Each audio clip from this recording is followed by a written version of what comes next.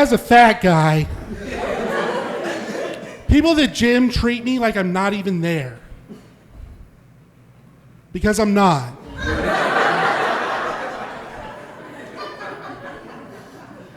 You have to make jokes about being fat at the front if you're fat. So like, you know that I know. One of the problems with being fat, I was snoring very loudly. And I didn't know because I was asleep during.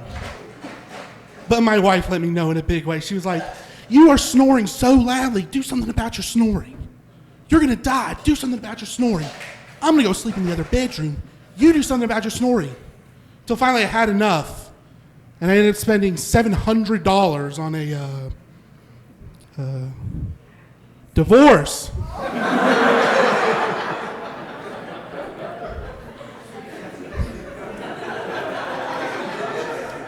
No, that's completely true, yeah.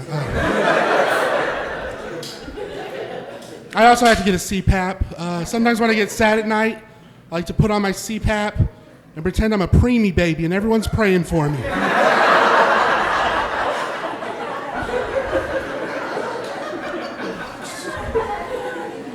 Baby James Strong, Baby James Army, praying hard, yeah.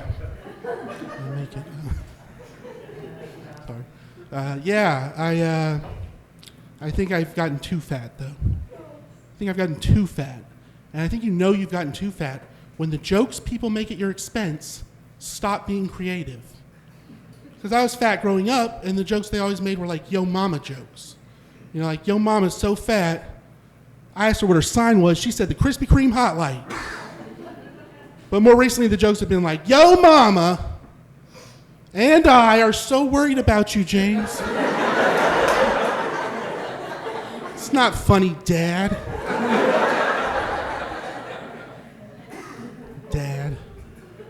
I hang out with a lot of younger people in Columbus because I do comedy, and it's not an old man's game. I'm not that old. I don't know why I said that. But they're always asking me like these creepy hypothetical questions that I hate. I had someone the other day ask me, would you make out with your brother to save your dad's life? I don't think that's the type of diabetes my dad has. My dad does not have type U diabetes. Y'all seen any movies lately? Any good movies? I don't care about the good movies. I saw a terrible movie. It was called Countdown. It was a horror movie about a cell phone app that tells you when you're going to die. I don't need that app. I already have that app. It's called MyFitnessPal. I feel like I'm on my phone too much, and then I'm on like TV too much. I'm not on TV, but I'm watching TV. I'm watching movies, you know? I'm doing work stuff on my computer. And health experts recommend turning all screens off 2 hours before bedtime. And do what? If I turn off all my screens 2 hours before bedtime, that's the new bedtime.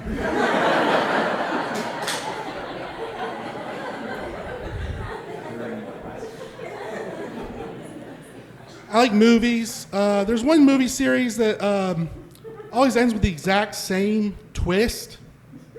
It's called Mission Impossible.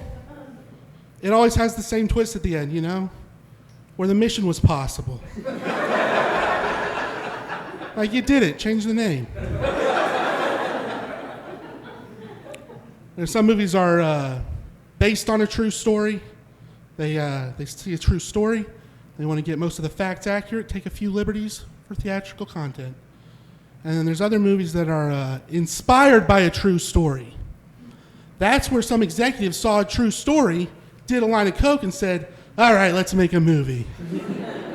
For example, there is a movie about a young teenage surfer who got her arm bitten off by a shark. But she persevered. She kept surfing. She even found love, got married, had a baby, based on a true story. But that same movie, and the baby is half shark, and fights crime on the beachfront, That's my kind of inspiration.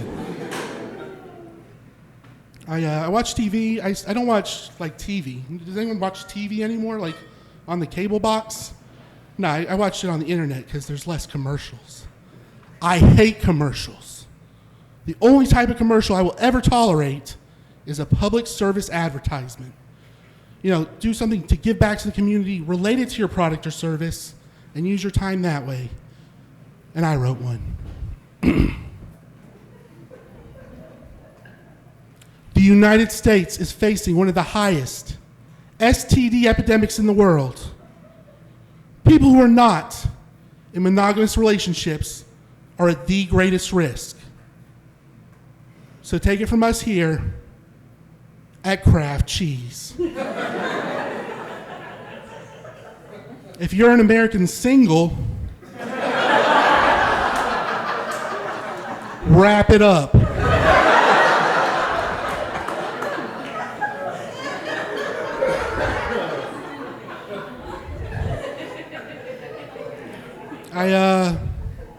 I know I'm kind of a nerdy looking guy talking about being fat in movies and stuff, but at least I'm not like up here just like doing like plants and animal jokes, you know?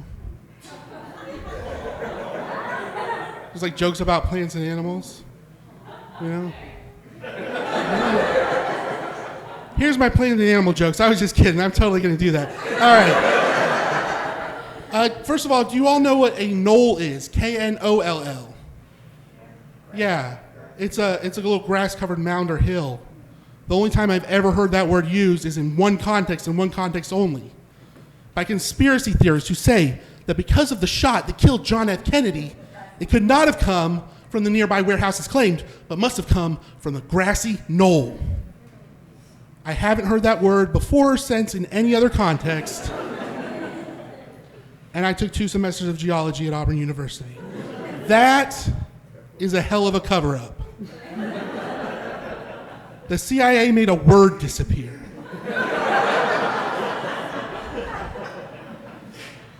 Switching to animals, did you know that the world's largest sea animal is the whale? Yeah, okay. But did you know the world's largest land animal is a dead whale?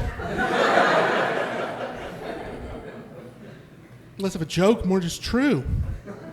Did you know that if you cut the arm off of a starfish and return that arm to the ocean, his family will still not pay your ransom?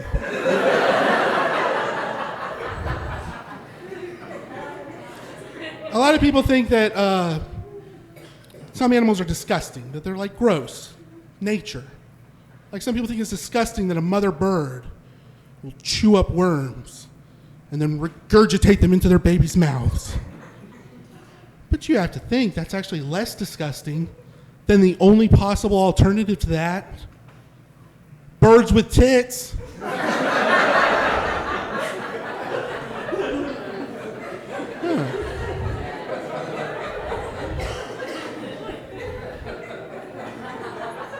That's not gonna fly.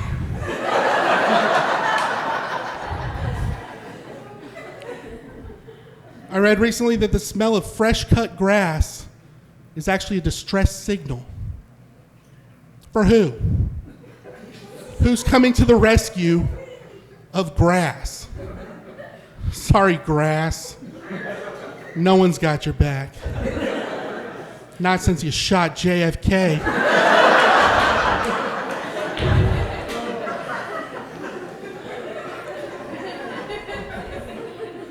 Oh, man. I like doing comedy. Sometimes I'll do comedy at clubs, and they'll let you pick your music to come up to. And I always come up to the same song. It's my favorite song. It goes, my neck, my back, lick my pussy and my crack. And I love that song because it fills in a lot of the gaps of my childhood favorite.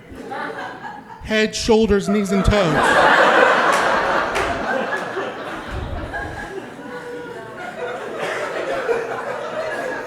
You skip some stuff in the middle. Thank you, Kaya. I think they should do a mashup. You watch these YouTube song mashups, I think they should do a mashup, you know? Be like, head, my neck, shoulders, my back, lick my pussy and my crack. Knees and toes, knees and toes.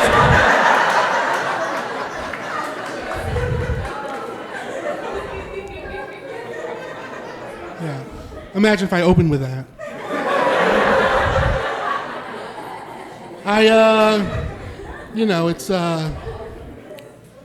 It's kind of hard out there with money.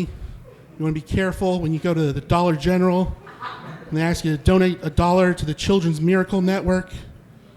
And you say, what's that? And it's they collect money from everybody to give to children's hospitals, and I think that's great. It's not really a miracle, though. Like you're just collecting money and then giving it to people, like, you know.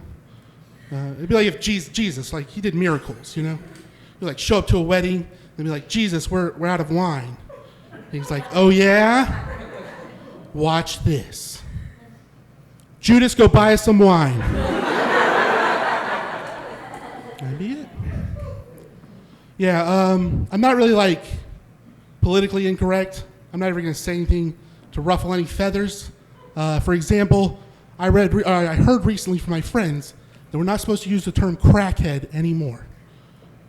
And so I took that to heart because I think that when it comes to the crack epidemic, destroying lives and communities throughout the U.S., that should be our number one priority, not saying crackhead.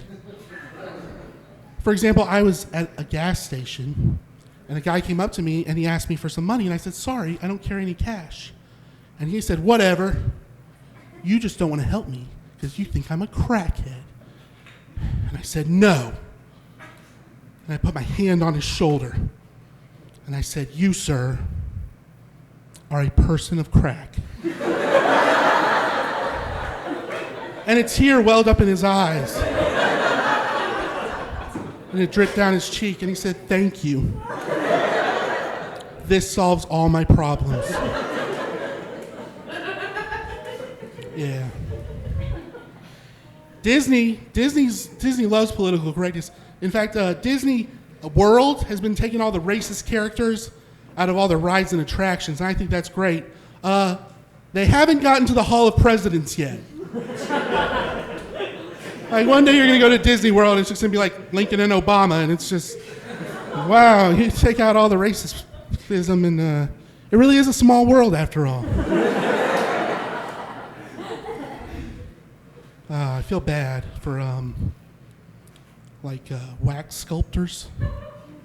You ever feel bad for a wax sculptor? You should, because they make things out of wax. They make crayons, and they make candles. And then they make hyper-realistic life-size statues of famous people and nothing in between. That is a hell of a learning curve. And what's the syllabus like for wax class? Lesson 1, cylinders. Lesson 2, Ray Liotta. Rest in peace. I wrote that joke before he died. And then he died and it became a little more relevant. I don't know, maybe not. I don't know. I don't know why I'm still talking about it. I also feel bad for clowns. Because clowns are like me. They're trying to be funny. But the only thing I ever hear anyone say about clowns is, oh my God, I'm so scared of clowns. They're so creepy. And I thought about it. If you're trying to be a funny and not scary clown, you have no role models. I can think of 3 famous clowns. One is famous for killing children in a book. One is famous for killing children in real life. And one is famous for selling hamburgers, which are killing children in real life.